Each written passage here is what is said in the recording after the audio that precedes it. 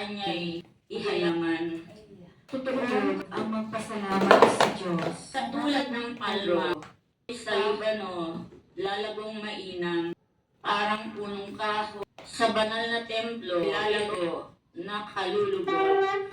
Totoo ang kalugod ang magpasa sa Diyos. Tuloy ang pagbunga kahit na ang matatag. Ang dahon nito ay laging sariwa. Patag na batong, walang bahid dungis. Totoo ang kalugod ang ni Apostol San Pablo sa mga taga-Korinto. Mga kapatitan na nang walang pagkabulo at napalitan na nang walang nakaraan ang namamatay. Matutupad ang Ilan sa iyong sa gayon, maalis mo ang buting puno na mabuti sa pamamagitan sa puno ng Inoon. Nakulot ang kanyang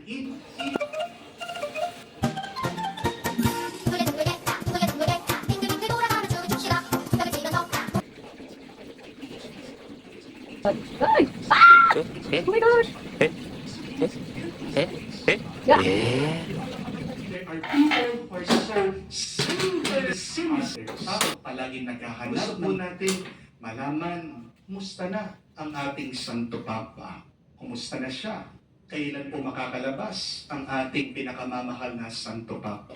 Pero, habang nanonood po ako nitong balita sa YouTube, pumunta po ako doon sa comment section.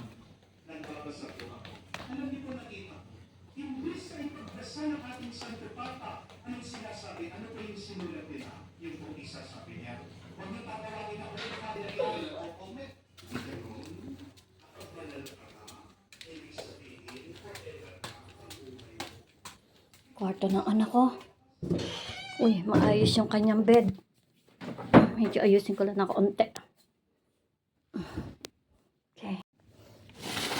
Dadala pa lang naman yung pantalon ni Daddy. So, dyan na muna. Ayan, ito na muna. Baba na tayo. Igo. Oh,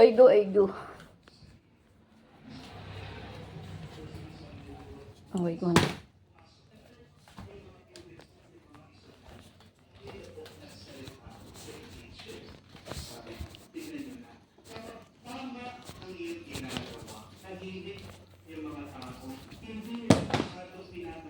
Puno na yung washing machine natin, guys. So, pending muna yan. Teka muna.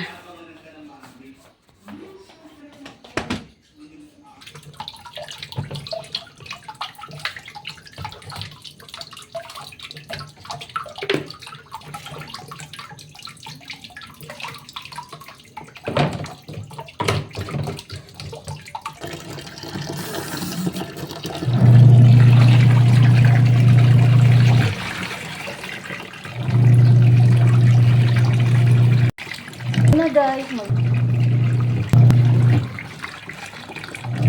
ayan na itong ibang mga polo.